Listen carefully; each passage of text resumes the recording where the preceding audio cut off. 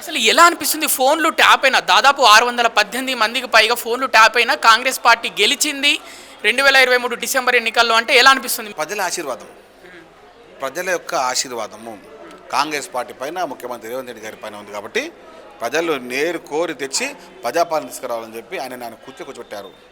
ఒక చిన్న మాట చెప్తున్నాను, మీరు ఫోన్ టైపింగ్ అంటారు కాబట్టి. నేను వస్తున్నప్పుడు ఒక ముసలమ్మ నన్ను అడిగింది, ఏమని ఫోన్ టైపింగ్ అంటే ఏంటి బిడ్డ అడిగింది. ఫోన్ టైపింగ్ అంటే ఏం లేదమ్మా, నువ్వు మాట్లాడిన ముచ్చటని ఇంటరని చెప్పిన, నువ్వు మాట్లాడిన ముచ్చట్లని ఇంటరని చెప్పిన.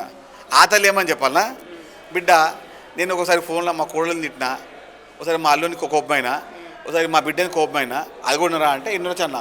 అది ఎట్లయితే నాకు కొంప కొల్లలేదు కదా నాయన అన్నది.